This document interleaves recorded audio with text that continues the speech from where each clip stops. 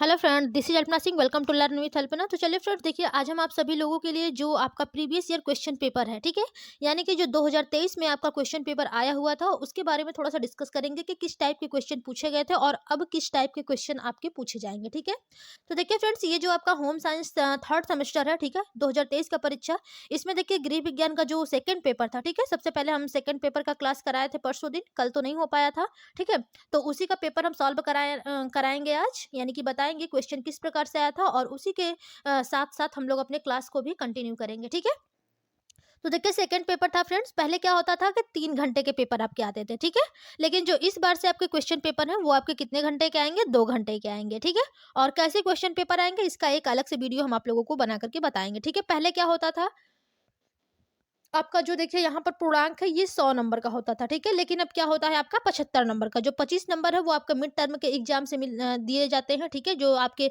Assignment होते हैं और जो मिड टर्म का एग्जाम होता है उसमें आपके 25 नंबर होते हैं, और जो 75 नंबर है वो आपको रिटन एग्जाम दे करके लाना पड़ता है। ठीक है, तो पहले 3 घंटा का होता था, उस हिसाब से क्वेश्चन पेपर देखिए कैसे है। ठीक है,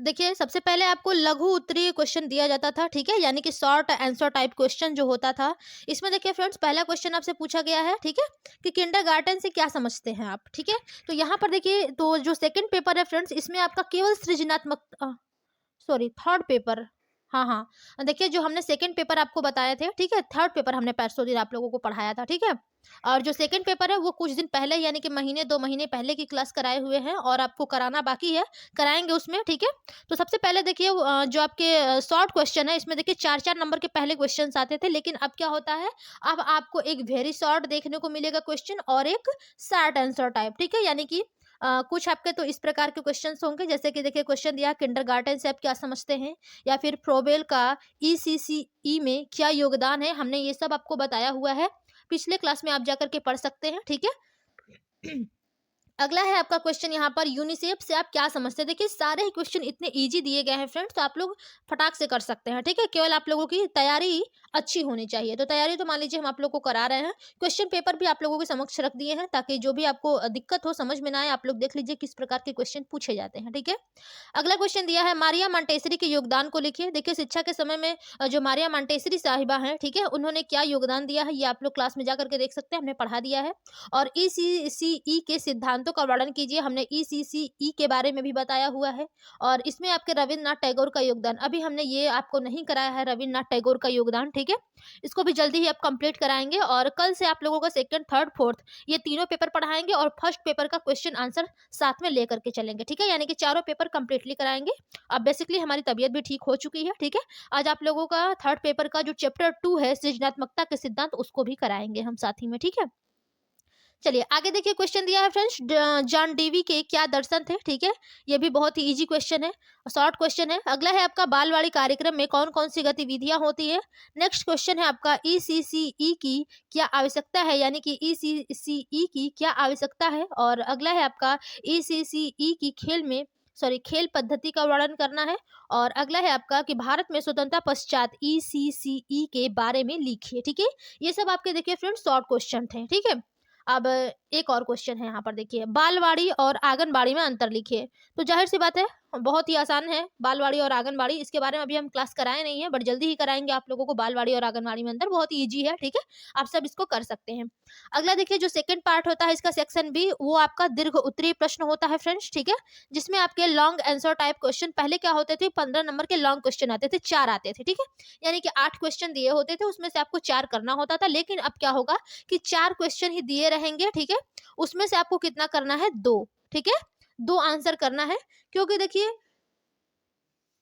पहले क्या होता था कि आपको 2 घंटे दिए जाते थे लॉन्ग क्वेश्चन करने के लिए, यानी कि 30-30 मिनट में आप लॉन्ग क्वेश्चन करते थे 4, और 1 घंटे में यानी कि 10 क्वेश्चन अपने सॉर्ट करते थे। ठीक है, लेकिन अब क्या होगा कि क्वेश्चन पेपर अब आपके 2 घंटे के होंगे इस बार से। ठीक है, तो उसमें आपको लॉन्ग क्वेश्चन केवल 2 मिलेगा, ताकि 1 घंटा आप लॉन्ग करिए, फिर आधा घंटा में शॉर्ट करिए, और आधे घंटा में आप अपने वेरी शॉर्ट क्वेश्चन को सॉल्व करिए। ठीक है, तो सबसे पहले देखिए इसमें क्वेश्चन क्या पूछा है। क्वेश्चन पहला है आपका कि पूर्व प्राथमिक शिक्षा केंद्र क्या है। पूर्व प्राथमिक शिक्षा केंद्रों के प्रकार व शिक्षण पद्धति के बारे में लिखिए। ठीक है, तो देखिए ये क्वेश्चन पूछे गए हैं और जैसे ही हम आप लोगों को क्वेश्चन पेपर कराएंगे सारे ही आप लोगों के जो डाउट है वो क्लियर हो जाएंगे। केवल हमारा यहाँ पर बेसिकली ये मतलब था कि आप लोगों के क्वेश्चन पेपर किस प्रकार से आते हैं मैं आप लोग को समझा दूं। ठीक है, चलिए अगला क्वेश्चन देखते हैं क्या पूछा है। क्वेश्चन है अगला, 1 मिनट। अच्छा हाँ ठीक है, तीसरा क्वेश्चन है आपका फ्रेंड्स यहाँ पर कि शिक्षा क्या है, यानी कि व्हाट इज एजुकेशन, शिक्षा ही क्या है।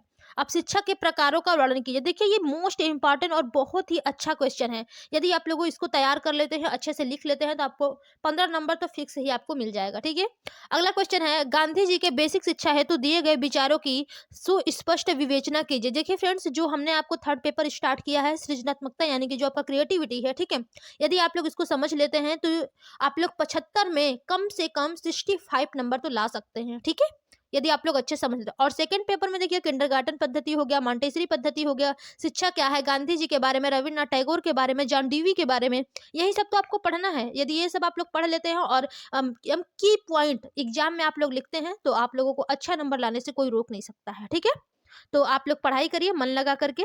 अगला क्वेश्चन है आपका कि पूर्व प्राथमिक शिक्षा के केंद्र कौन कौन से हैं, यानी कि जो पूर्व प्राथमिक शिक्षा के केंद्र है वो कौन कौन से हैं उसका विवेचना करना। ठीक है, तो क्लास में हम यानी कि जब आप लोग को क्लास कराएंगे सेकंड सेमेस्टर का तो सारा ही सॉरी सेकंड पेपर का, ठीक है, थर्ड सेमेस्टर के सेकंड पेपर का, तो सारा आप लोग का जो भी डाउट है वो क्लियर हो जाएगा। अगला क्वेश्चन पूछा गया है कि भारतीय परिप्रेक्ष्य में ईसीसीई में मोबाइल क्रेज का क्या योगदान है, विस्तार पूर्वक वर्णन कीजिए।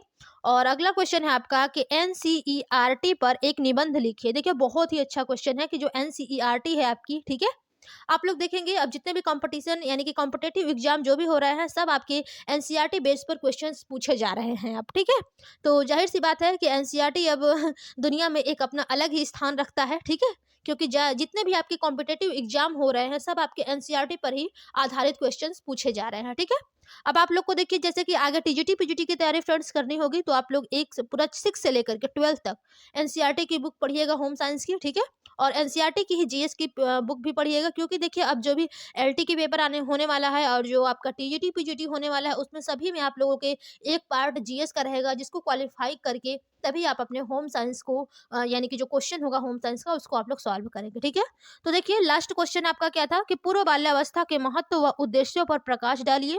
भारत में ईसीसीई कार्यक्रमों का भविष्य क्षेत्र क्या है, ये आपको बताना है। तो देखिए बहुत ही अच्छे क्वेश्चंस दिए गए थे और इसी प्रकार के इस बार भी आपके क्वेश्चन पेपर आएंगे फ्रेंड्स। तो आप लोग कंटिन्यू पढ़ाई को अपने जारी रखिए। ठीक है, आप लोगों के पास भी जो कुछ भी है पढ़ते रहिए, बाकी हम आप लोग का सारा हेल्प कराएंगे।